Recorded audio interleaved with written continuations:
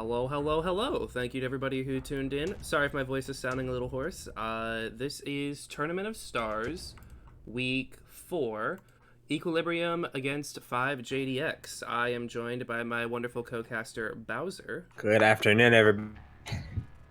And both teams are ready, so let's just dive right into it. For those who haven't played Tournament of Stars before, the first match is a 1v1 in Trial Mechs, which is... it's been an interesting thing to watch. I'm gonna be honest. I don't play in trial mechs a lot, so it's been an experience to remember what an unskilled mech feels like. Oh, And right now it is trial kit foxes for this first match. Oh, SRMs and a 1v1 late fight. It's gonna be fun. And something interesting about this match today is that both of these teams are pretty close in the leaderboards, so I think every single point they get today will be important, including in these 1v1s and 2v2s. Yeah. It's a little weird being on a range map and nobody has range to shoot each other with. Seeing as when this map was played in the 2v2s in last week's, PPC Pop-Tarts were really the way to go. Oh. Dubix and Windscape just both trying to find the right way of approach. If you ask me, I don't really think there is a right way of approach. Windscape's taking the top of the building, though. I like that, I think, initially over Dubix holding the low ground.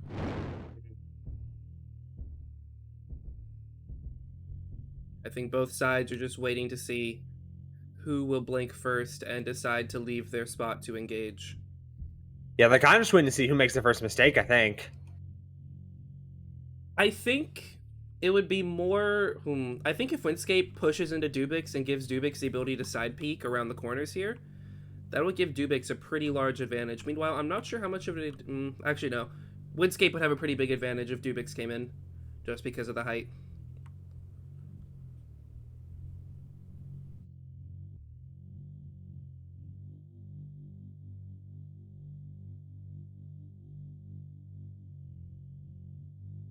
We see Windscape still holding the building here. Dubix is on a smaller building of his own now. The range is still a little bit far for these guys. I think Dubix is trying to close as much as he can. He doesn't want to give Windscape the first shot, though.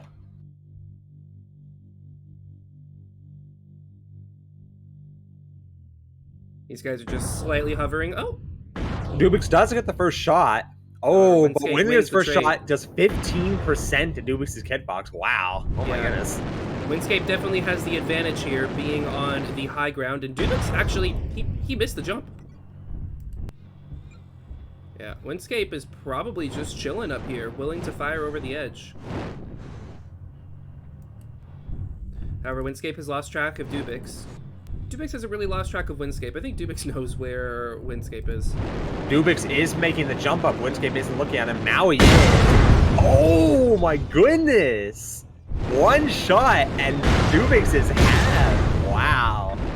Well, pretty much two shots, and that's going to be it. Yeah, no, I think Windscape wins at this point. Yeah, that's going to be it. And that's... Oh my god. That is one hell of a broadside. Just a single shot. Boom.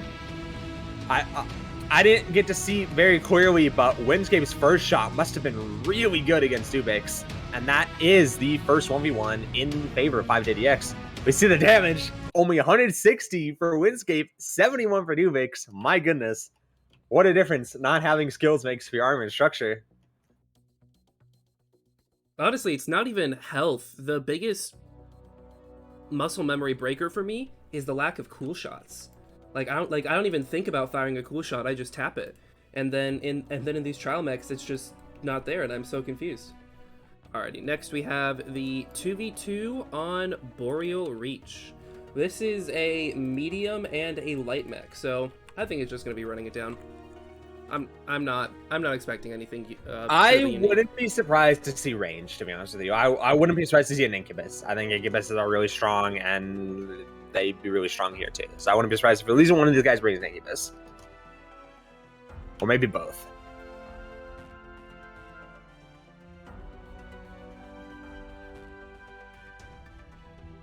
Yeah, I mean, Incubus is a fairly tanky pick, and it can also punch. It can also punch above its weight pretty well if you run the 1 or the 2 with the MPLs and HMGs.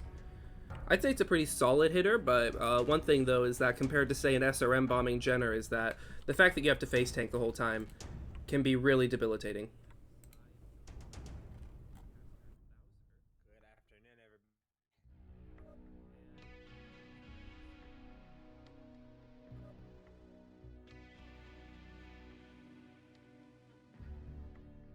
As we wait for these guys to get in the lobby here, if I was to bet, I would bet on ranged mediums, but it's hard to say because it's equally likely that you could see, just like what you said, a full rush.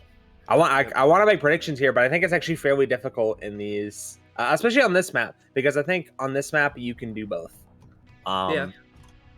Especially with allotted tonnage given. Maybe if it was like heavy or assault or something, you might see range like we saw last week, or no, 2 weeks ago, I believe it was. On this map, we saw light and heavy, I think it was. We saw Empyreon, was it? They took, what did they take? They took a Cougar and a Summoner, I think, and they won against a Nitro and an Incubus, I believe, just by full sending. So, but in this one, that might be more difficult to navigate just because you've got less armor on your pushing mech, in this case, medium.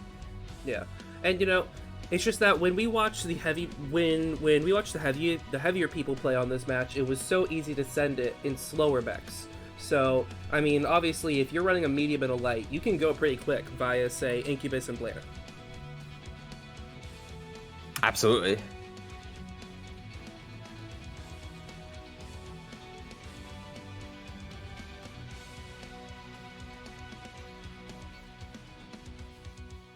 I'm trying to think. I think Incubus is definitely one of the stronger picks here. I'd say Incubus or Kit Fox are probably the 2 stronger light picks here. As for medium mechs, though, I could see something like an 8 SRM Huntsman, or actually a Veagle A. A Veagle A with LB20 SRMs just dominates so many other mechs. So. I would be surprised if we saw something that slow. You can make the Veagle relatively fast, but I think a Huntsman might be too slow. I think you would. It's difficult though because you're in a clan. You're in a clan tournament, so you're missing a lot of faster, higher tonnage IS options. Because a lot of the IS ones can go 100 plus easily, but a lot of the clan ones, they have fixed engines and stuff, so they can't. Yeah. We do see EQ locked here at 65 tons. That could very well be a Piranha and a 45, maybe a Mislinks and a 40. Yeah, meanwhile, looking at 5JDX locked at they're 85 locked at 85, tons. yeah. So I would assume 55-30? So that could be really problematic if 5JD, because they were the second ones to lock, if they bring a streak mech for their medium, that could actually pay dividends here. They could put that more tonnage into like a streak huntsman or something. Because they know EQ is coming in light. 5JDX running a Stormcrow, Lacerator, and a Kit Fox D. Meanwhile, Equilibrium running a Mislinks Ebon Dragoon and a Arctic Wolf. So, it's an Arctic Wolf P. It's not the 1. What do you have on that? It's a 5 SRM 6 Artemis Arctic Wolf P. The Stormcrow's all small pulse. Hitfox is all SRM's Artemis. And the Ebon Dragoon is 6 SRM 6. We did see somebody bring that last week to 2v2. Yeah. It's just going to be a full send. Yep. Interesting. I think this one leans towards 5JD just because of the armor difference. Yes, I would agree. I think the Kit Fox is tankier than the Mislinks on average, and the Stormcrow is much tankier than an Arctic Wolf on average. And the firepower, I think, is going to be similar. That Stormcrow is just going to tear apart anything. And we see Ghosty already taking pretty big damage, down to 80% already in that Arctic Wolf.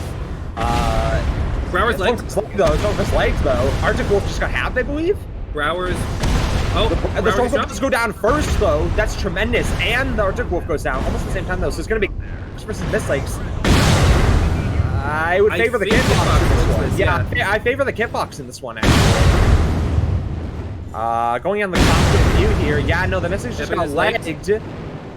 And the Mislinks is suffering very heavily from heat. As the Kitfox is pulling range, and something interesting about this, if the Kitfox pulls range, he has Artemis on his SRMs, and probably a lot more ammo. Niners down to 161 SRM ammo.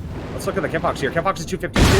And again, the Kitfox is Artemis. Neonder just wasted a huge shot, though. You cannot run out of ammo like that. I need to actually be considering ammo here. One thing I would say, though, is that... Neonder gets tapped. Just blows up the half of the Mislinks. Just Neonder's gonna overheat, and overheat. Oh boy. Yeah. Yeah, I think that's really dangerous from EQ. Not only taking the lower tonnage pick, but having to ready up first and doing so. If they readied up last, I think you could make some sort of maybe. That's right. What I'm looking at, like surprise play with that low tonnage because they can't react to it. But 5JD sees they're bringing such low tons, and something like a Stormcrow, I mean, it's going to outtake an Arctic Wolf all day long, and it's just going to beam an Arctic Wolf, and that's exactly what happened. The part that really gets to me, though, is that these light mechs that they chose, it's not like there aren't analogs of them that are heavier. Like, you know, the Stormcrow can run 4 Sturm 6 Artemis and then like 7 SPL. Ebon Dragoon, it's got more DPS than the Kitfox, but the Kitfox is just so much tankier that I'm really not sure. So I really feel like that was a mech lab loss for EQ. And let's look at the damages here, though. 120 for Ghosty in the Arctic Wolf, and 266 for Neonder in the Ebon Dragoon, 375 for JP Django, and 194 for Brower's Stormcrow. 120 damage from your medium mech is just not what you want to see, especially given how much damage she took on approach. Absolutely. I feel like EQ just sort of lost in the mech lab here. I feel like if they wanted to run it down with SERMs, there were heavier and tankier options to pick from. Absolutely. And again, the Arctic Wolf is effectively a slightly large light. So you effectively took 2 lights versus a Stormcrow, which is a legit medium, and a Kitfox. Like, I don't know. I really do think 5JD's deck, they match them on firepower, they beat them on armor, they beat them on alpha, they beat them on DPS. Yep. Yeah, especially since given how fast that Ebon Dragoon heat capped with 4 Sturm, I want to say had 6s. That's definitely a very dangerous play. But let's look at drop 3 here. So so EQ they have 2 readied up. They are locked right now at 135. What is the assortment of mechs here for drop 3? Assault and medium. So I'm betting Executioner and 40 Tonner. Interesting. So this is an arrangement we've seen play out before. I would agree with you. Pretty much both these guys have been taking Executioner for sure. We have seen Dire Wolves taken, on this map before. We might see that. I'd be surprised. I think Pop-Tart dominates this map, and I wouldn't be surprised if we see that from both teams. Yep, I'm definitely thinking XC, 40 Tonner from EQ, 5JD, I'm thinking XC, Veagle. One thing I am going to note, though, is that EQ just front-loaded their 2 best players into this match, bringing out GRAM and Stimrog. So typically it's a common strategy to, try to spread out your best players in order to, make sure you're not too, I don't want to say weak, but making sure that you average out your skill levels. But EQ just going all in. Oh, so very interesting. PPC Bloodass. So we see Stimrock in a 3 PPC Bloodass all in the arms. I guess it's supposed to be max and pop-tarting, but it's low mounts on that mech. Yep. They have a specific strategy in mind. Looking at where Stim is going, is he doing what I think he's doing? They probably scienced this out. I think he's going on the top of the map. We see the Shadow Cat doing the same. 5JD is aware to their schemes, though. They did bring a Hunchback in Executioner. Very standard pick. Yes, the Blood Esp is on the top of the map with those jump jets. Is that not out of bounds? I thought it would have been out of bounds, but it is apparently not. I have never gone up there myself. I don't think this map has an out of bounds mesh. But so one thing I'm going to point out is that Simrog running the 3 peeps instead of the quad, which is what you expect, he has so much more DHS. He can probably alpha strike indefinitely. More or less, but he has no range work and low mats. He is getting good hits initially on Monkey. He broke set of 8. Interesting. In order to get the extra jump jets. That makes sense. Yeah, because the set of 8 Blood Asp A has range, velocity, and heat. What does this Hunchback have?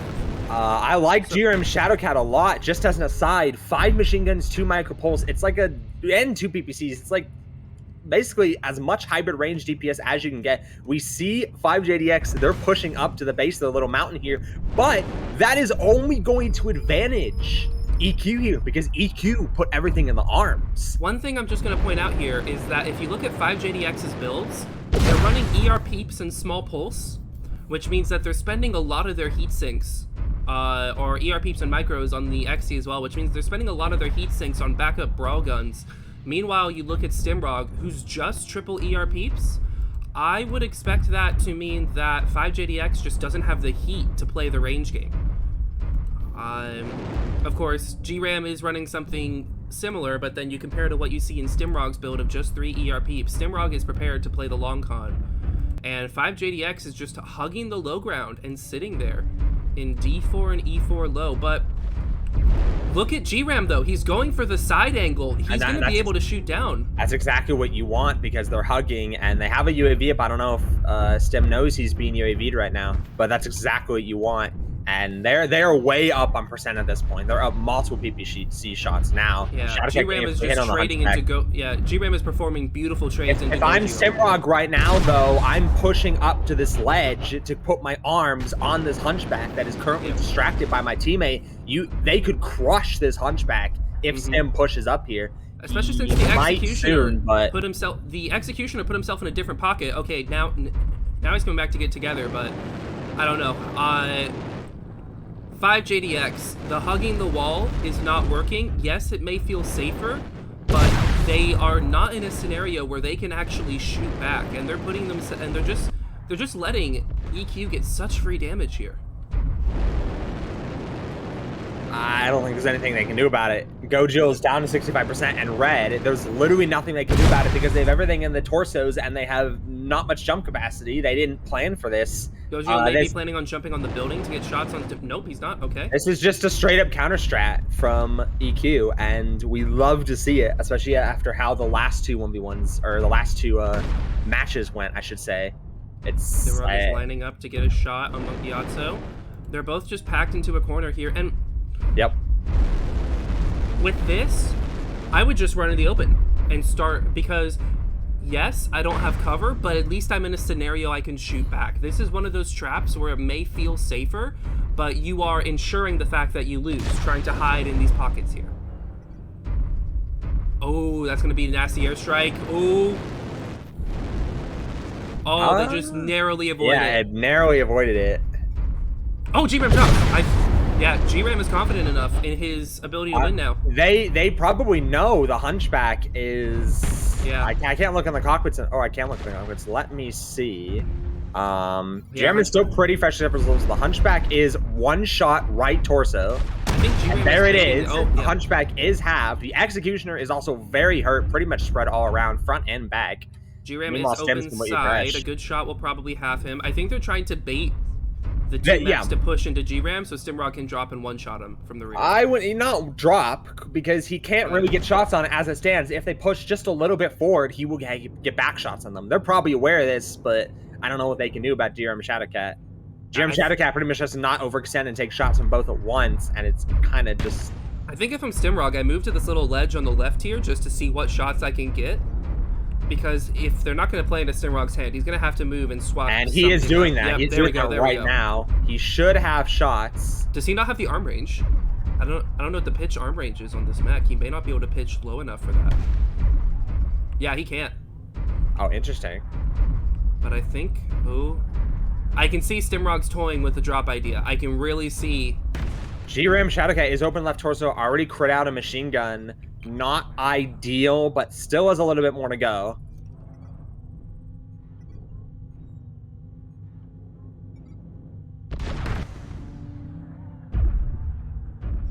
Yeah, GRAM is just trading with impunity right now. The fact that he knows where they're going to be every time because they can't move, and the fact that they don't know where G is going to poke from, just gives him such an unreal advantage. Absolutely.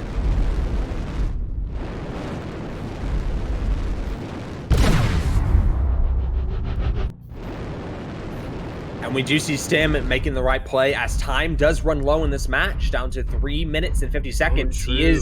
He is shifting left to try and get shots on them in this cubby, and they're probably not even aware of it. They're not moving at all, so this is going to be a huge surprise to them. If I'm Stim, if I'm EQ, I'm considering dropping at this point, though, especially as Jerem Shadowcat takes another hit to his left torso, losing another weapon. That will not be great if he gets halved. I will say that. I think if G-Ram can start to close and get ready, and Stimrog gets ready, I think they can clean this up quick. Time is definitely a factor. Stim is going to drop. Yeah, Stim is dropping. So.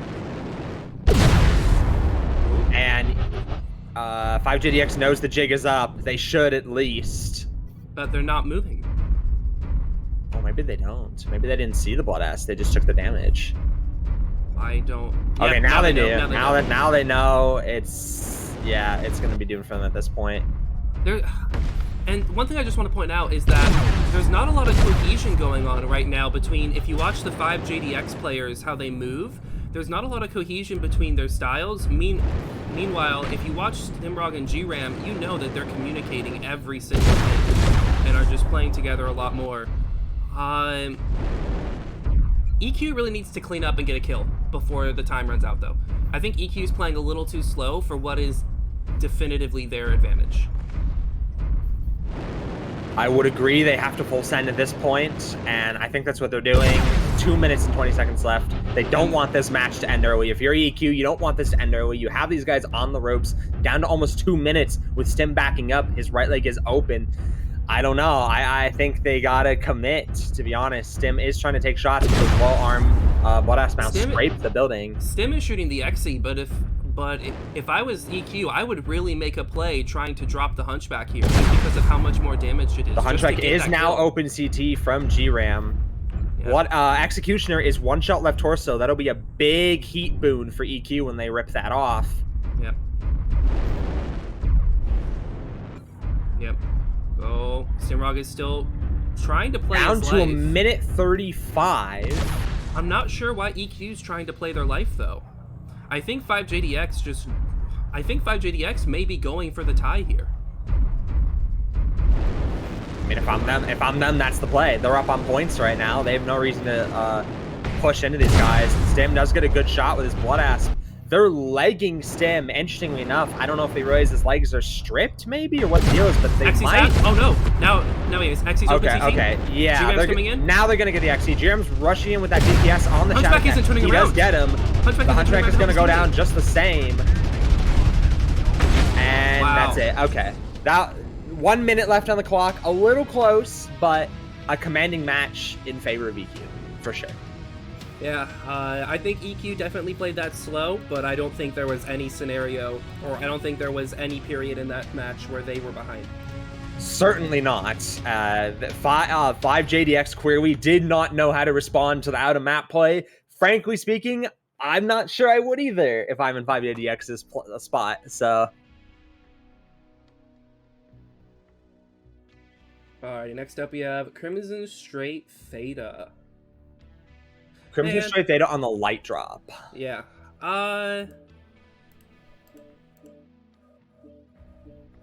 Do you think they're going to fight for the cap? On Crimson Straight Theta, I think... Honestly, I don't think so. I think we've seen in previous leagues that Theta is very difficult to... It's very easy to deny, especially if you're on, I believe, Team 1 Crimson? I think? And I believe it's Team 1 Crimson, who the side that gets the saddle, basically. It can very easily get shots down on 2 deny Theta. And even Team 2 from the buildings, if you mount JJ Mex or whatever the case may be, you can deny that relatively easily. And we, as a consequence, we didn't see many teams fight around Theta ever, even when it was like the tiebreaker cap in the last tournament. We mostly just saw teams like setting Mex to maybe back cap it. That's the most of what we saw. So I would expect to see similar here. Real quick, though, I just want to highlight something. G-Ram, Shadowcat, 691 damage. That is unreal. I don't think that's... I don't know that it's too much unexpected, though. Looking at how the Mechs fell, both mechs lost side torso, then went down to CT. And Executioners, in my experience, I have quite a bit of experience playing them in competitive for a long time now. They will easily tank 800-900 damage easily, and it looked like that's about what their Executioner tanked that last match. So if you factor that in, Stim's Bloodhouse did, I believe, 397. GRM did 700. I think the math more or less checks out if you have an Executioner tanking 800 or 900 damage. So I don't think that's too out of the ordinary. Both teams are getting more than 5 players in the lobby. A little weird, but okay. Definitely a whittled down match. Oh my god, looking at 5JDX's damage numbers that match, that hurts a little bit. But I mean, it makes sense. Like I said, I really feel like going in the pocket there was just a trap, and that while it felt like the safer play, a scenario where you can't shoot back is a scenario you'll just never win. I would agree with that. And the bigger thing is that they actually have high mounts in their mechs, whereas Stim's Bloodasp in particular has very quite low mounts. If in theory, if they both hard stare him, I don't know what you do about the Shadow Cap, but at least you can hard stare the Bloodasp and shoot him every time it's going to peek you, especially because it's not the slowest JJ in the world, but it is quite slow because assault jump jets burn quite slowly. Even if you have a lot of them, even if you have the skills, they still burn relatively slowly, so you should be able to hit it almost every time it hits you. And it's not outgunning you with 3 PPCs, so. Yep. Yeah, I really think the proper 5JD play was just to plant themselves on top of the center tall building and just trade back. Granted, they're still at a disadvantage because EQ has the higher spot where they can move and Pop-Tart from, but at least they are in a scenario where they can at least fight back. Looking at this drop though, 200 tons is the limit. EQ is at 195 tons, waiting for Tavarovich to lock. 195 tons, so, I mean, do you think EQ is going to split up their tonnage and go bigs and smalls, or do you think they're going to average it out? Because if they're averaging it out, that's what, 440 tons and then a 35? So in the past, we did see EQ, last week specifically, when we casted, we did see them bring a Gargoyle with ER largest Tourmaline. Oh, that's right. A very interesting pick. I like it, very bold. However, the pick did not work out for them against, I believe it was Darksea Corsairs they played. I wouldn't be surprised if they do something similar, but I wouldn't like them to see something similar. I would like to see a more balanced approach, a more holistic approach. Probably Incubuses, probably Shadowcats. Everybody loves those mechs. You might even see a Piranha, maybe, from Dubix. I see some Bravo Lance, all the rest in Charlie. I don't know. I mean, we see Polycat, so if anybody's going to be running a Piranha, it's going to be her.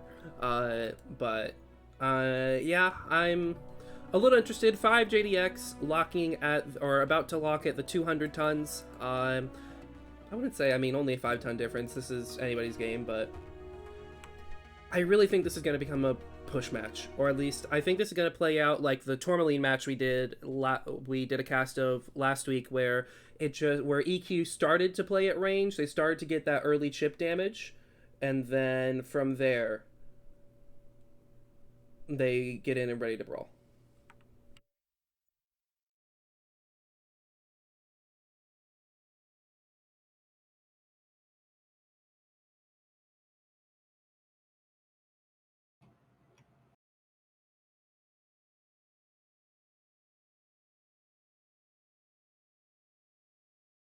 Alrighty. All right, so you start with one side. 5JDX, Quad Vipers, and an Arctic Wolf. Okay. So EQ, very interesting, has a Stormcrow, an Ebon Jaguar. We see that heavy pick coming in, and 3 Mistlinks Ebon Dragoons. Are those SRM Ebon Dragoons? They most likely are. Ebon Jaguars LRMs.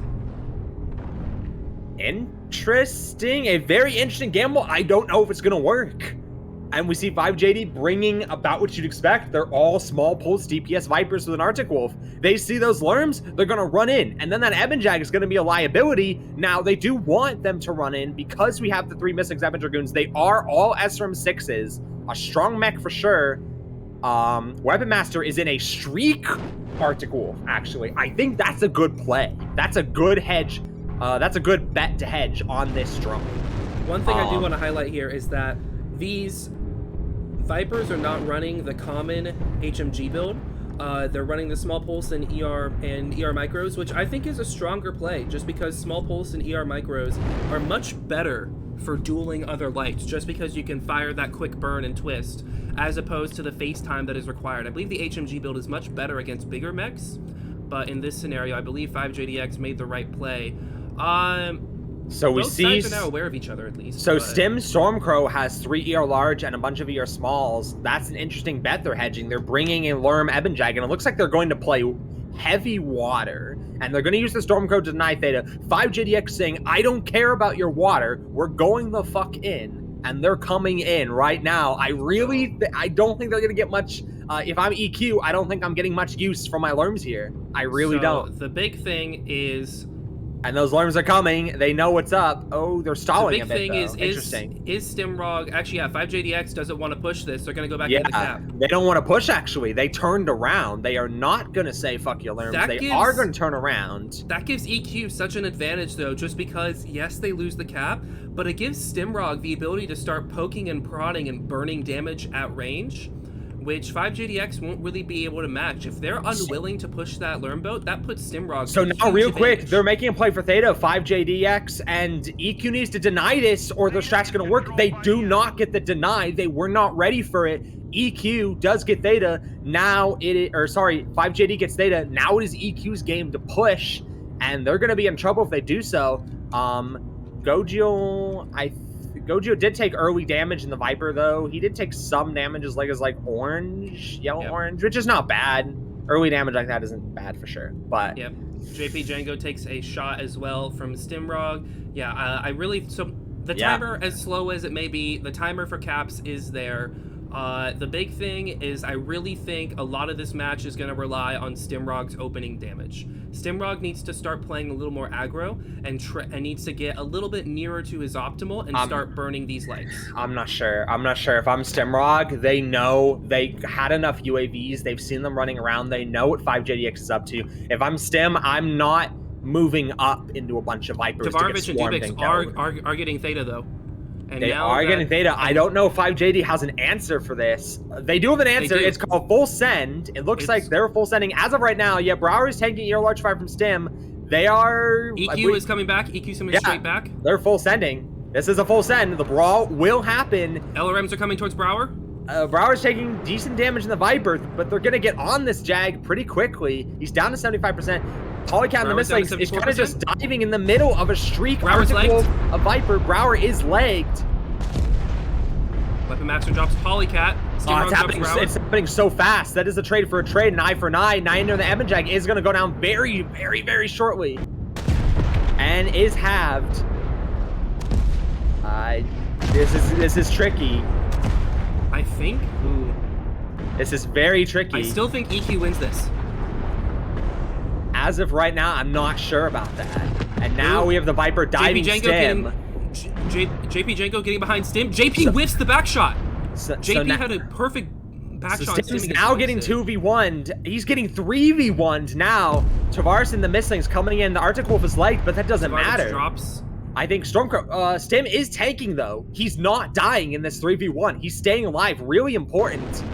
I don't know, it's a 2v3. Stim is out though, but Tavares gets a massive shot on Windscape. It then becomes a 2v2. Tavares is fresh, but will he have the ammo? I don't know if he's gonna have the ammo in this mislinks of his. I'm trying to find his... No, he doesn't! Has 71 rounds he has left. 71 shots! He's gonna run out of ammo! Which is why he's waiting to get that perfect back shot. Oh, no, he likes the Viper, he likes the Viper! He does get a liking shot. Stim is still alive, though. They didn't kill him, but he's out of ammo. And one shot. Oh, wait. Gojo gets halved and then overheats. They don't know Tavarovich is out of ammo. Oh my god. They don't know he's out of ammo, apparently. They're assuming that he has ammo left. Interesting.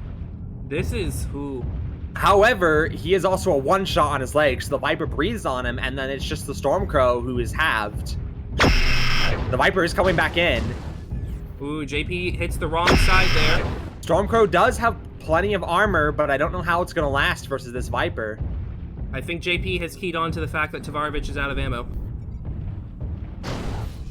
Simrog's trying to back out of JP's poking That's range. all he can do. That's That's his only choice, is to continue to reverse and back out of range. I don't know. I really want to say JP has the mech advantage, but this is close enough that skill can make a factor. Tavarovich is walking up to Scout, which I think is a very smart play. Scout with his face. JP's coming to push in. He's gonna try to put down Tavarovich. He whiffs the kill shot. Oh, interesting that he's still focusing on this mislink rather than Stormcrow. Okay, he does get him finally, but he is taking 3 damage from Stim. Stimrog needs to cool down a bit. Oh my goodness. However, there is something interesting you have to factor in here. 5JD has had Theta for this whole match almost, and they're up to 150 points.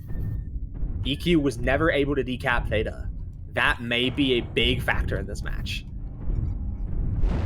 Stimrog is closing?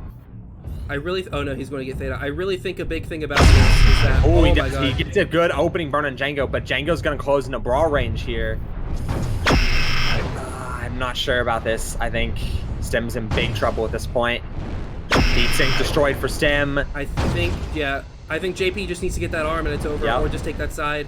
I mean, he's also one-shot rear CT and Stim Stormcrow, and there we does get it with his missing side torso and the reduced maneuverability. He was having trouble keeping up with the circle strafing, and there it is.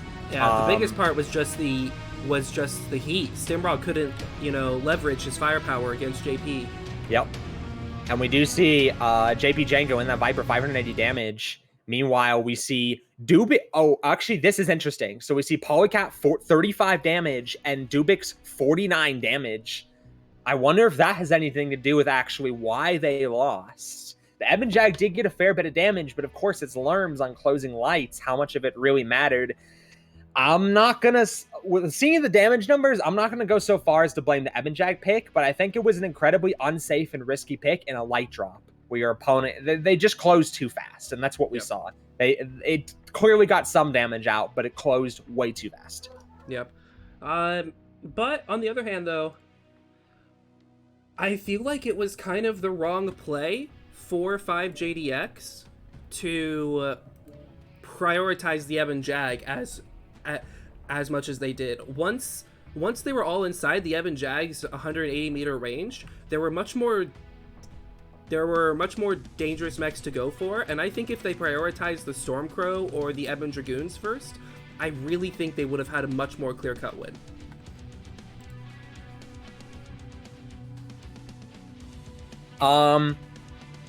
Yeah, I agree, actually. It seemed like they didn't all close right away, and that's...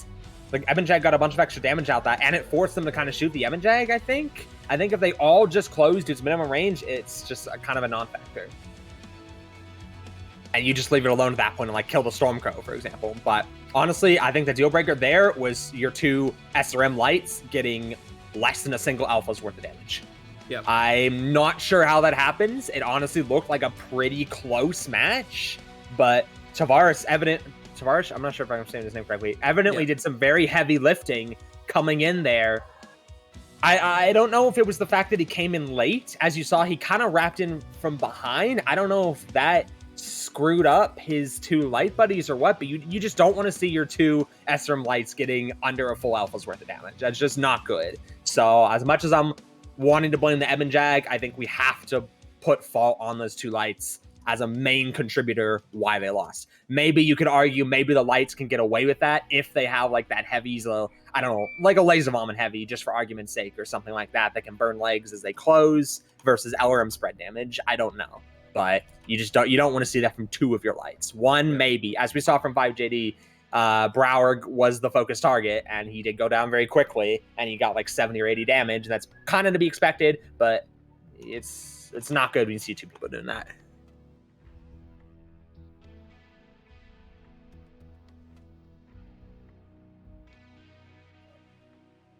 The Ebon Dragoon, it has not had a good showing today. After the 1v1s or the 2v2 and then this drop. I'm not really sold on it anymore, to be honest. I think it's genuinely strong and a strong pick. I actually feel the opposite. I feel like in the 2v2, it pulled its weight, for example, over the Arctic Wolf, which just got focused and burned down. And in this match, even though the two of them did very little, the third one did a lot. And had he the ammo, I think it would have been in 5JD's favor, or sorry, EQ's favor. But he didn't have the ammo because you just can't put much ammo on those mechs, unfortunately, with that build specifically. And we do see EQ locked at 300 tons on Rubelite. I think you should probably shift our focus on this next match here. What do you think if I'm EQ coming after that first match on a loss? Very close, I might add, but a loss. What do you think I'm pulling out of my pocket here? Hardcore send it. I think with 300 tons, you probably won't have enough adequate DPS to burn down your enemy on approach unless you spend like 200 of it on just assault mechs.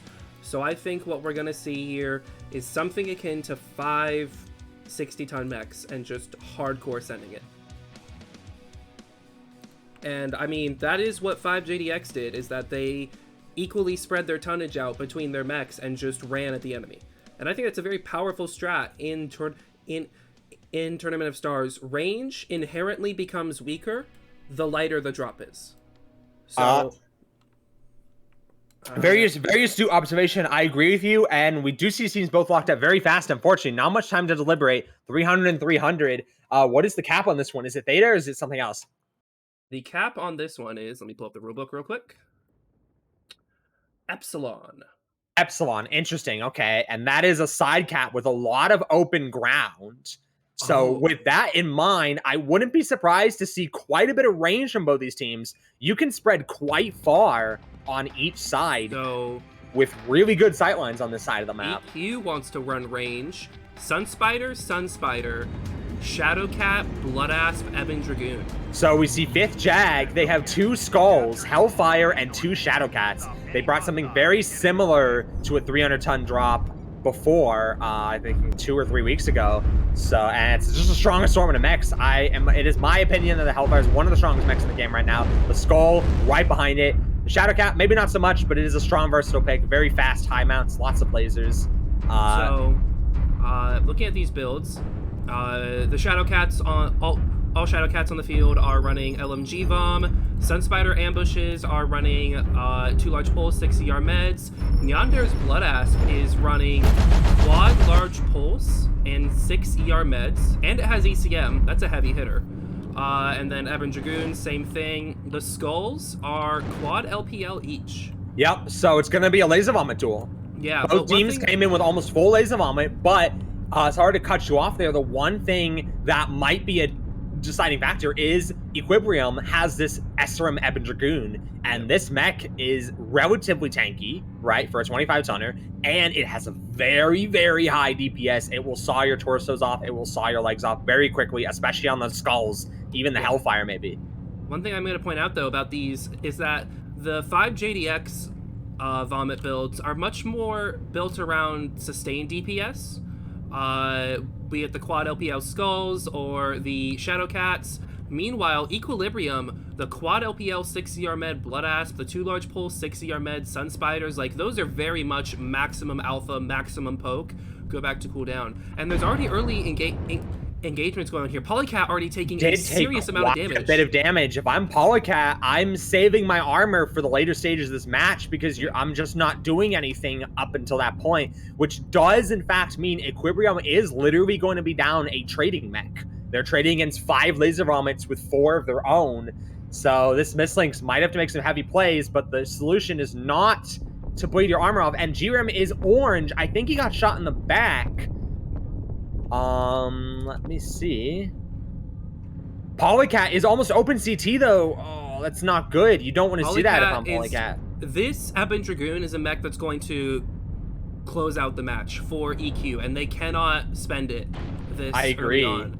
Same thing for GRAM, and 5GDX is actually swinging. Okay, so GRAM's left torso is basically open. That's what the deal is. A Windscape's running in. 5JDX is swinging into the middle. GRAM and Polycat need to sit down. The trades are in favor of Equilibrium, just barely, but the 5th Jag is taking heavy damage on their trading mechs. Basalt is out in the open taking huge damage. I don't know why he walked that far ahead. Oh, Ooh, and the Sun Spiders, you got to be really careful. They're not tanky, unlike the Skulls and the Hellfire. They're very squishy. Yeah, it definitely swung in favor of 5th Jag now that Sun Spider took a bunch of free damage. He's probably open. I don't know for sure, but he's probably open at this point. Weapon Master does get open in his CT. Monkey Asto is also open in his CT, so both these Orions are open for 5JD. Windscape, left torso, that's going to be a big hit when he goes down. The Blood Ass for 9ander, though, almost open CT. Right torso, effectively a one-shot for any of these high alpha laser mechs. And she's currently getting harassed by the Shadowcat for free, not getting much out of it. Equilibrium is massively down on percent now at this point. And they're down in colors, too. If you see, they're like 2 reds, 2 oranges, and a yellow. Like, this is not looking good. If I'm EQ, this is not looking good at all. 5JD is just abusing the fact that they're actually a lot faster. If you look at all their mechs, they all have mask, they're all fast. And they're abusing that fact to get these really cheeky angles. Polycat's coming in behind, trying to get the kill on Monkey Atso. However, Monkey Atso is going to cycle out. Weapon is going to come in to try to help, but gets a cheeky shot from Basalt.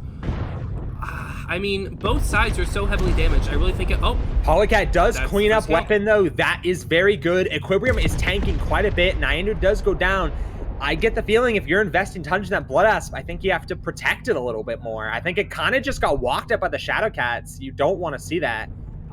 Equilibrium is giving up the high ground here, though. It's a close match, though. It's a close match, though. It is actually very close. Like, both of these sides are very hurt. Oh, Polycat gets dropped. Oh, that's not good. But she was one-shot CT. Windscape's running in, but he's not fresh. These Sun Spiders aren't aware. Oh, no. Yatsu coming in. No, the Sun Spider. Oh, Chicken Man, the Sun Spider. Massive hit. Oh, he gets halved.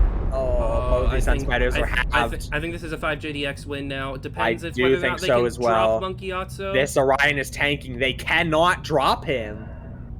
JP's coming in for that, and for the one final fight. Spider. Oh, he does get him, but he's going to go down Basalt as well. is tunneling for the kill. He might die for it. I'm not sure.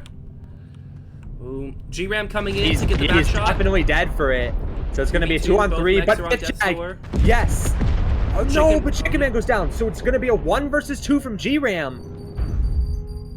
Oh, no. G-Ram's pretty fresh, though. I think he can clutch this. I think he can, but his left torso is open. I think both these 5th Jag mechs are one-touch. G-Ram needs to prioritize Brower and get him dropped as quickly as he can.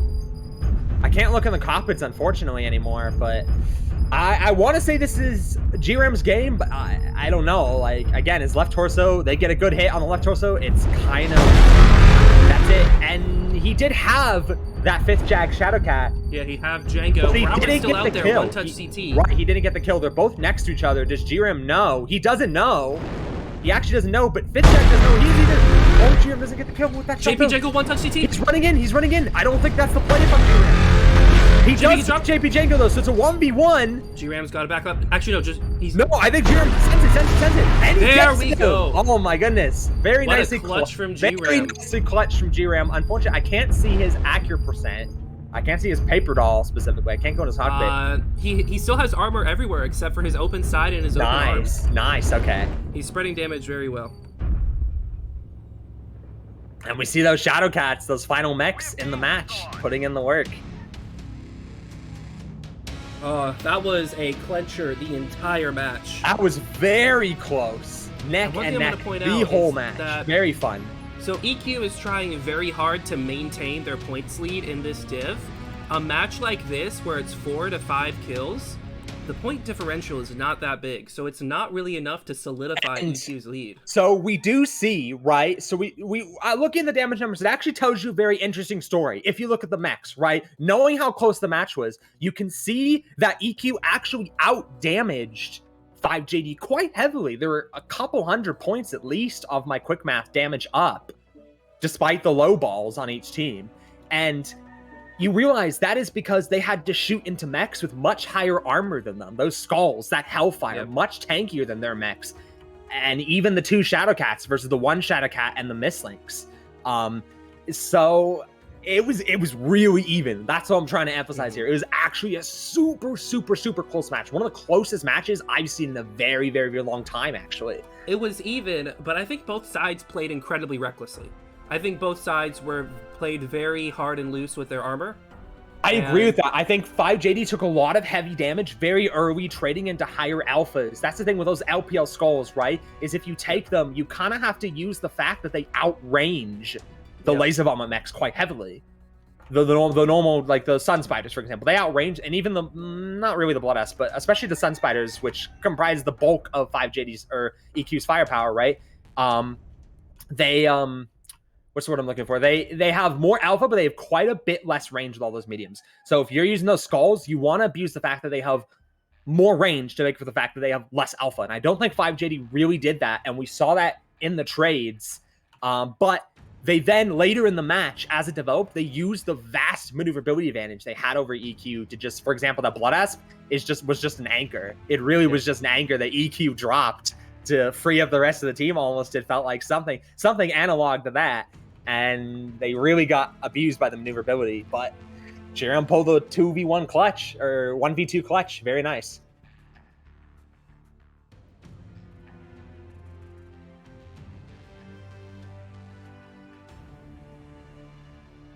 Looking back on the match now, just because, you know, Twitch is on that 5-minute delay.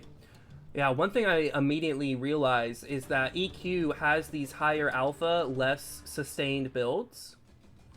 And yet they're standing in the open trying to out-sustain DPS. 5 JDX. I think if EQ played a lot more of a poke match, they could have probably minimized a lot of their armor loss. I do agree with that. If you see those skulls, you know that, or even the Hellfire, right? You know that, especially the skulls, though, they're much tankier than the mechs. I almost want to say, like, each skull is like 1.5 times tankier than even like a Blood Asp. I'm actually going to go that far and say, and especially 1.5 times tankier than the Sun Spider. So if you really do a little bit of quick math there, you don't trade 1-for-1 in those skulls. You abuse the fact that you have much higher alpha, and you don't sit in front of them. They're going to out DPS you. They're going to out tank you by quite a lot. You have to play around that fact.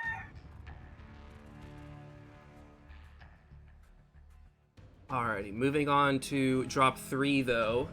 We do see JDX. This time they were the first ones to ready up, and they have 4 alpha, 1 Charlie, 395. If I'm 5JDX coming off of that nail biter of a loss, what are you thinking here? On Team 1 River, which I believe is Spaceport side. Yes. So Team 1, actually, I'm not sure on that. Let me double check real quick. So I think 5JDX, if you look at their past wins, they've won in matches where they've played a lot more aggro, and then they've lost in they've lost in areas where they've tried to poke, prod, play the whole rage game against EQ. So I think 5JDX is probably going to try to go back to their roots a little bit, but I'm not sure. The cap on this is Theta, so interesting observation. I do agree with you, especially if they have the Spaceport side, which traditionally doesn't really mean much, but traditionally it is the heavy trade side. The better trade side. They are stacking 4 mech Starport, you're right, Starport, Alpha Lance, Team 1. JP Django and Charlie Lance, which, and you know, JP Django is their primary light mech player. So what I'm betting is that JP Django is in Charlie. He's going to make a quick run for Theta, and then he's going to fade back to his team. But when you have your 4 big players in Alpha Lance, that's 100% a Starport trading setup. Meanwhile, EQ is a lot more spread out in their drop zones. So very interesting. That leads me to believe they're playing a Pop-Tart map control strat. If I'm EQ, I am aware that my opponent has 4 max Spaceport.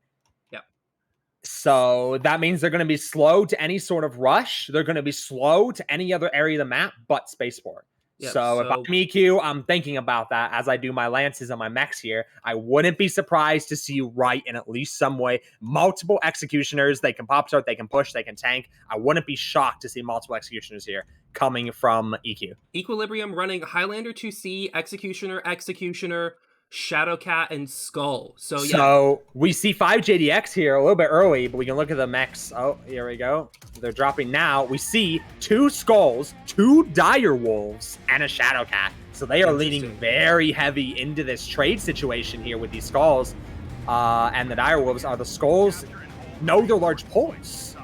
Interesting. They're LPL. What's on Stimrog's Highlander? Stimrog's Highlander running triple PPCs, LB20, and 3 Serm 6s, alright? That makes a lot of sense, I think, because you have triple PPC and 1 torso clustered for a really good Pop-Tart. Yep.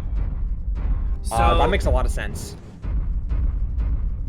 These dire wolves are just Gauss ER large. Goes without saying. Interesting choice to run it on the B. I think a lot of teams prefer the B because it has the CT energy and it has like heat and velocity, I think. Yes. So a lot of teams do prefer the B actually. So looking at how PPC stacked EQ's deck is, I really think that this is, I'm gonna say EQ's game to lose, because if they can effectively trade with their PPC Pop-Tarts, they will beat the dire wolves every time. But if they do not trim their Pop-Tarting and poke effectively, these dire wolves can punish them hardcore if they stay in the open too long. So I really feel like if EQ plays this right, they win, but it is very much their match to lose. And we do see GRAM Shadowcat taking a fair bit of damage already, down to like 85%. And I don't know if you were looking, I saw it. GRAM also shot his teammate in the back. Ooh. Not too good. Accidental friendly fire there. He is open in the back, that Executioner, if you look. From Chicken Man, I believe. Yeah, Chicken Man. And a little oopsie there. Won't really matter, but just something interesting. If you look at Rock Garden here, the 2 skulls are running in. That is very interesting. Especially... GRAM doesn't know. He's caught out. Oh! But Windscape is taking a fair bit of damage here, down to 80%. He is getting burned quite heavily. Oh god, Windscape needs to bail. He's getting shot at by he's getting absolutely crushed. Oh my goodness.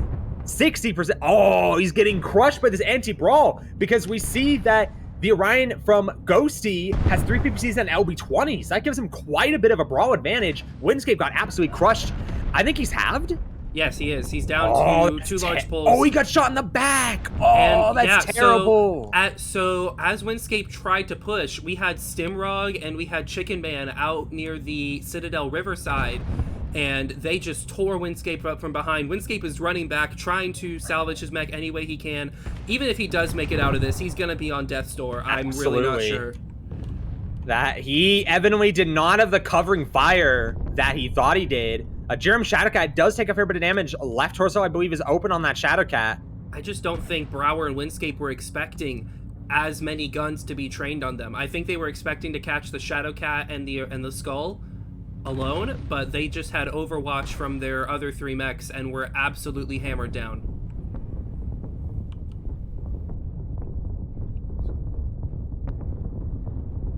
So if I'm 5JDX here at this moment in time, I realize that I'm almost out a mech in this match. Yeah.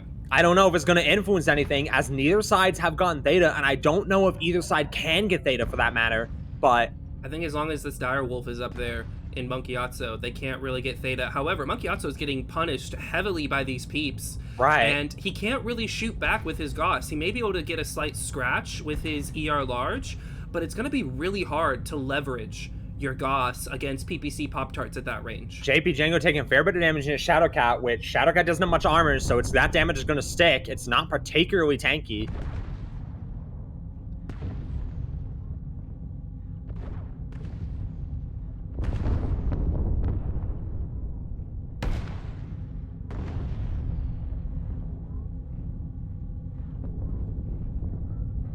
However, EQ is going to try and get Theta. They might get it, actually.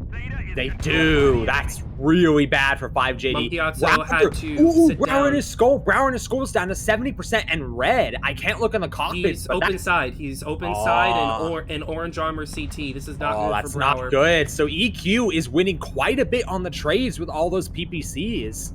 I think these LPL skulls actually very questionable from 5JD. They don't play well into the rest of the deck because they kind of have to be too far forward to actually do damage to where the Direwolves can't really effectively support them. And that kind of just leaves a squishy Shadowcat. And I think we're seeing highlights that. The weakness that the Skulls had last drop, yes. Though. We're really seeing it here. The rest of 5JD is doing just fine, but these Skulls are hemorrhaging armor, arguably throwing away the game for their team, but there isn't much they can do about it because they were equipped with LPLs. A little bit of a mech lab fail, I think. Gauzy or large skulls would have been a lot better, or even PPCs. As we saw EQ bring on those skulls. Every time his direwolf gets up to poke, he gets hammered by both Chicken Man and Stimrog. And that's kind of inevitable, unfortunately, because EQ has a triple PPC skull, a triple PPC executioner, 2 of them, in fact, and a triple PPC Highlander, all able to trade. Meanwhile, they only have 2 Dyers. This is a decisive Mech Lab win at this point for Equilibrium. And 5JD, they might have had an advantage at the beginning of the match with the 2 LPS skulls, but that advantage is completely thrown out the window as Equilibrium sits on Theta, and those skulls are sitting on the brink of death, both of them. It's very interesting to see how the comp meta has sort of swapped up, because the Direwolf, Gauzy R large, is sort of the end-all be-all in quick play, but in comp, where you have so many skilled Pop-Tarts, these Direwolves just can't do anything to challenge them. Monkiazzo is having to step up to get a better shot. Weapon isn't taking much damage, but he's also not dealing much damage. Equilibrium is doing a very good job at just keeping him out of the line of sight. Again, it's 4v2 trading. In theory, they could literally have 2 mechs looking at every Direwolf. JDX is sending 3 mechs to wrap on the far side of Citadel, though. And we think just this is going to be their make or break play. So we see Monkass's Dire did actually draw from the high ground rock position. I actually don't know if that is the play I would have done. He's kind of just sitting behind a building right now. I think you either just stay up there or move up closer. We see the other Direwolf from 5JD retreating. So these 3 5JDX mechs going around the low side of Citadel have been spotted. And they're about to run into 4 Equilibrium mechs that are fresher and better equipped for this type of engagement. Equilibrium is bleeding a fair bit of percent, but again, the skulls. The skulls are the big breaker right now for 5th Jag. They're both crippled. I think if Equilibrium swings low side of Citadel here, they can cut the Direwolves out of the equation entirely and just kill these skulls. Agreed. But I think the skulls are aware of that and are starting to pull back. G-Ram trying to get that wide angle, gets shot by the Direwolves. Decides G-Ram is wants to be quite low. Stim kind of power poking in between like Citadel there, that little narrow channel way. One thing I really like about what Stimrog is doing is that he's maintaining his mech as pretty well, so that when 5JDX just try to push, because you know eventually they're going to have to try a push, Stimrog will at least have that will at least have his LB20 and 3 Serm 6s ready to brawl. That's a brutal counter brawl Highlander, very strong. I like Brower's coming up the ramp. I think Brower, no. He's gonna have a nasty surprise when Stim's Highlander. Stimrog's gonna be in the corner. Stimrog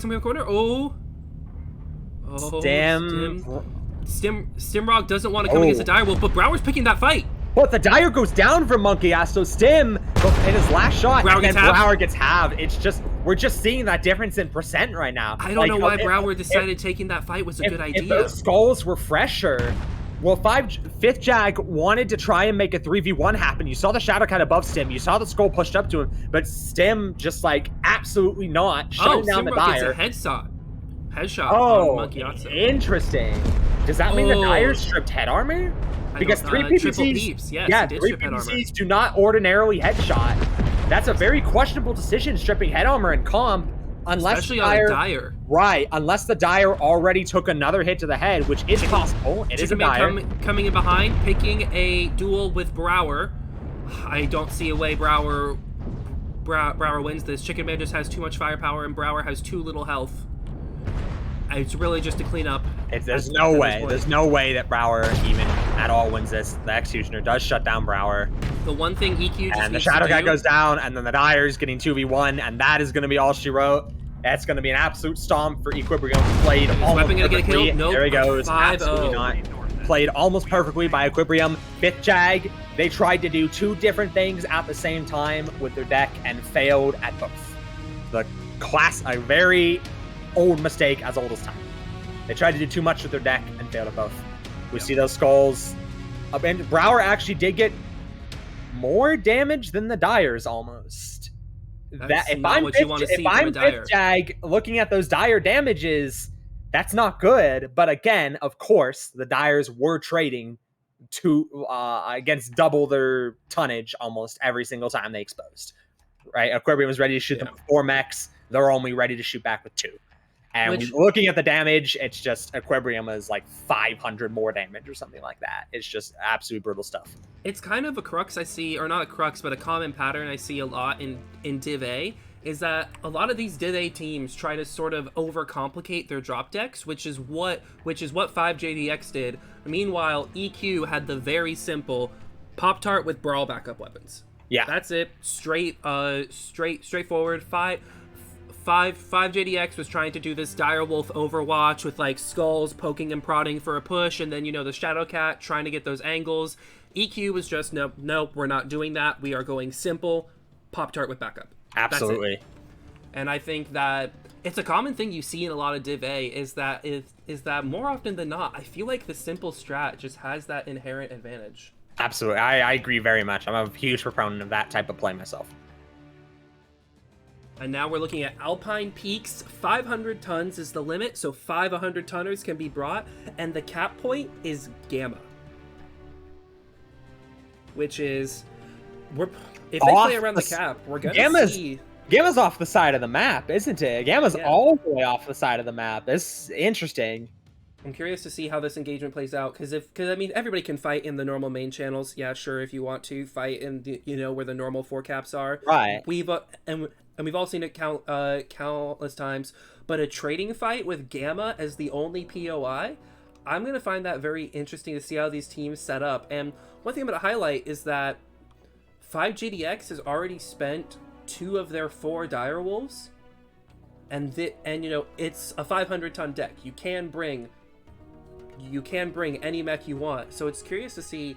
I wonder if 5JDX is going to bring their other 2 Direwolves. I feel like the Direwolf is a lot stronger here, just because Pop-Tarts on Alpine can become a lot weaker once you near that about 1500 range. That's when ER Large will really start to shine. Specifically the range quirks, ER Large and Gosh that the Dyers have. So something to note here is that Equilibrium has spent 2 of their Executioner slots. And they haven't really spent much else. They only spent like 1 Blood Ass. A lot of the other mechs, you're not going to really see in a drop like this. I think Equilibrium, especially as they are going to be the second ones to ready up here, it won't be a huge difference. We do see 5th Jag ready up very quickly at 480. Interesting.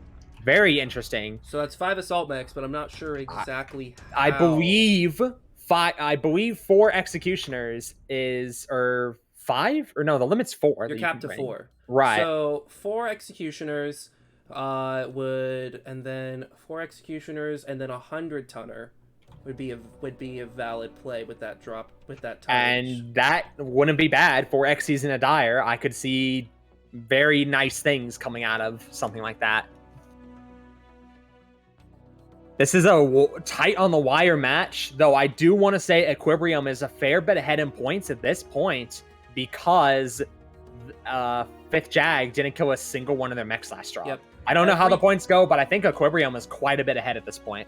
Yeah, so it's kills and drops 1. So it's been pretty neck and neck this entire time, just because we didn't have a 5-0 stomp until last match. And especially those 5-0 stomps give you such a point lead. Especially because 5th Jag won 2 of the 3 opening little duel matches. Yep. So, of course, there's no minimum tonnage either, but I really feel like you're putting yourself in a precarious spot dropping low tonnage. I really feel like if 5 assaults are on the table, you have to in some way play 5, and not even 5 small assaults. Like, a Warhammer 2C is not going to cut it here. I largely agree. Monkey also says his head armor wasn't stripped, and he got shot twice in the head in his Direwolf. That would explain it. That would do it. Like I said during the match, it is a Dire, so it's a real possibility that he got hit multiple times in the head, and that is in fact what happened. Yep.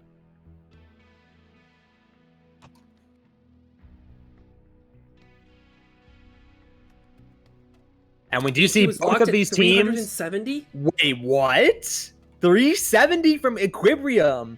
A Lerm something or another. I'm willing to hedge a bet it's going to be Lerms, but what else? 370. They're going to want to rush. Which side is 5th Jag on? They're on the far side of the map. They're on the back side of the map, right? Equilibrium has the hill to run up, I think. They're on that side? 370 tons. What could that be?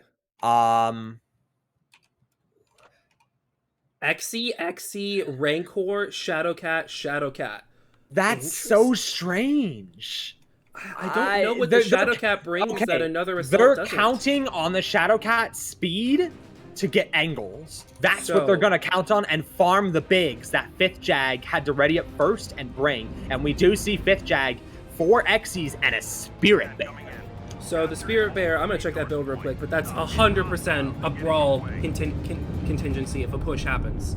Oh, Equilibrium. Props to them for running camos that blend in on Alpine.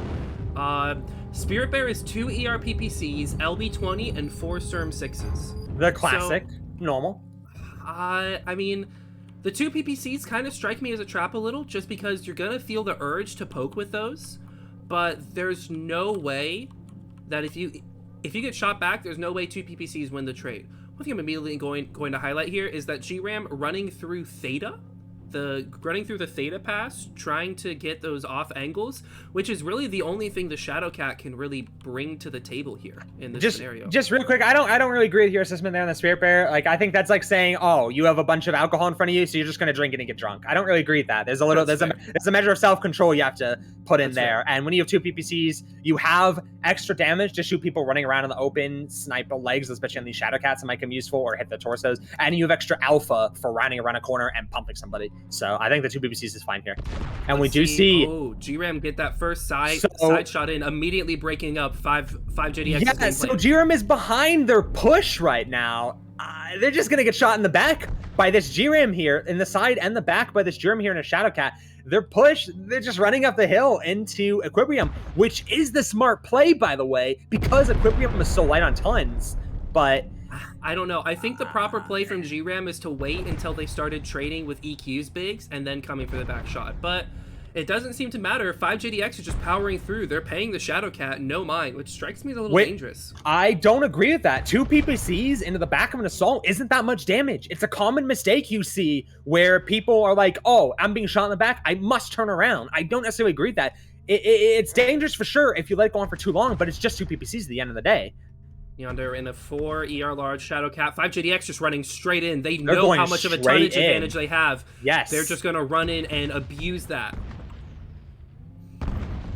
If I'm 5JD, though, I might have kept a mech behind to deal with this GRAM. I'm not sure, though. Escape down to 68%. Yep, GRAM is just firing down with impunity. Does GRAM only have peeps, or does he have backup guns? Let me see. He has 6 MGs and 2 micros. I think he needs to get in and start to leverage that. He's going to. Yep, he's running in. He's going to pick a 1v1. I mean, we see these Xes tanking, though. Like, these Xes are just tanking. That's what you do when you push with Xes. And Basalt is going to die here. Basalt is getting pushed by a Spirit Bear. There's not just a Spirit Bear. He's down. Oh, Monkayasu goes down first. Oh, no. Chicken Man got the brutal back shot onto Monkayasu. And now JP Django being run up by a fresh Executioner. Chicken Man was ready to protect Basalt and that Blood-ass, and now JP Django's gonna pay the price. He's gonna try and kill Basalt. JP's getting his back. He's not gonna get that Basalt before he goes down. Oh, that's brutal stuff. Windscape, 39%. Evan Wester, 60%. This is gonna be a clean sweep again for Equilibrium. Wow. Absolutely fantastic. GRAM just farming uncontested yet again. Windscape is caught between 2 Shadowcats. There is not much he can do here. Meanwhile, Weapon is going to run in. I think this Brower side flank actually ended up being really questionable. You see his 94%, his team's dead. He's kind of just running into his death almost. Weapon Master goes down, Windscape soon after, and it's going to be Brower in a 1 versus 5. He'll be lucky to get a single kill off this, even though he's fresh. He might get a kill. He might. I really think Weapon pushing in there Chicken Man was is also fresh. Weapon going in there was a throw in the sense that he could have waited for Brower, but yeah, I don't know what Brower was doing. Certainly was not just that. It's like having one mech in the push, especially in Xe, which you need to tank all the way off on the side flank. I think that's super questionable. Brower isn't even. And we see Basalt just hiding his mech, and that's it. Another 5-0 sweep from Equilibrium. That is going to cement their win in this match by quite a bit. And oh, they gotta get the cap. I don't want to say it seals the Div win, but it's going to be close for sure. I think it's going to depend how Empyreon does against Equilibrium. Yep. Because they've already played 5th Jag, and yeah. I really feel like 5JDX had the stronger deck there, and I'm really surprised I do as well. I just think that they threw that push, to be honest. Actually, like, I think maybe this is a little bit of hindsight, a little bit, but I think pushing up to the hill, good. Pushing past it, not so good. Yep. But again, there were mistakes they made with their push, and those I'm willing to bet those Shadow Cats have a lot of damage. Yeah. I'm willing to bet that. One thing I'm just going to point out, though, real quick, is Equilibrium did a wonderful job cycling out their damaged mechs. We have 3 mechs who are on Death's Door, and they somehow managed to avoid getting dropped. And that is going to be GG's and well played. Great match today. And we do see... Actually, no, the Shadow Cats didn't get a lot. I mean, Nyander 507... But actually, they did. I take that back. GRM 627 was big. And we just see 5th Jag wasn't able to put out damage. Yeah, if you have 5 assault mechs like, and the highest is 310, Equilibrium was like literally 1,000 more damage. And yeah, they're shooting into Executioners. Like I mentioned earlier, those mechs will tank 800-900 damage a piece easily all day, and I'm willing to bet some of them probably did. But you don't want to see that. I think if Monkey Otso didn't get backshot and didn't get dropped so quickly, I think his Spirit Bear could have put out a lot more damage and rolled a lot more damage. Monkey Otso was a big, like, if they had crushed Basalt, which they were about to. Yep. Because, I mean, after Monkey Otso kills Basalt, he turns around and kills Chicken Man. The Chirby can't beat a Spirit Bear. Absolutely so I really think that Monkey Otso getting backshot there, of which excellent job by Chicken Man baiting I Love Annihilators for that Spirit Man, or for Basalt for that Spirit Bear to push, and then getting the backshot and getting the Spirit Bear between them. Like, beautiful play, but I really think that you can't lose your Spirit Bear there if you want to win that. Alrighty, and that finishes the week. Let me pull up the standings real quick. Gotta be a tournament page here somewhere. There we go. Now let me pull up these standings. Let me see what they were before the match.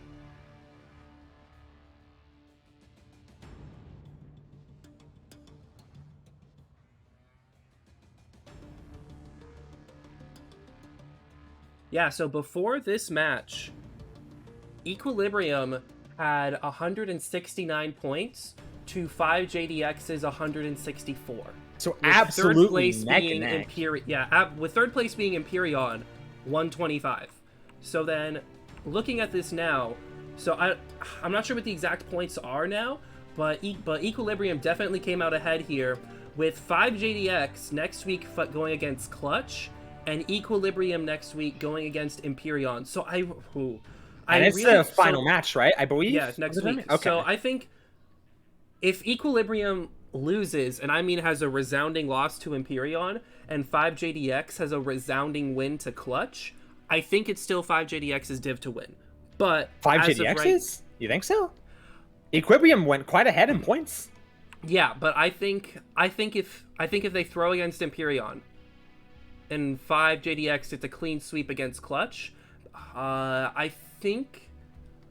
I don't know about that. Empyreon has been struggling this season quite hard. That's true. That's true. In fact, you look at some of the standings in their matches, they've been struggling quite hard. So I'm not sure about that. Looking at Empyreon's earlier drops, losing to 5JDX, tying with Gatto's team. I really... If I was a betting man, I would bet on EQ beating Empyreon, and if EQ beats Empyreon, EQ wins the div. Well, sorry. Even if they lose to Empyreon by a fraction, I still think they can win the div, but I think if EQ beats Empyreon, they clinch it. They cannot lose the div. I mean, after today, EQ went up by like 20 points or something compared to what they were compared to 5JD. So they're like 20 at least points ahead. Yep, and yeah, I really think this was the match of the match of the league to decide Div A. But, I mean, all in all, a great showing by both teams, and Absolutely. Great match today. Glad I had the opportunity to cast it with you. yeah, thank you all to everybody who tuned in, and we will see you all next week on the flip side. Peace. Thank you, everybody.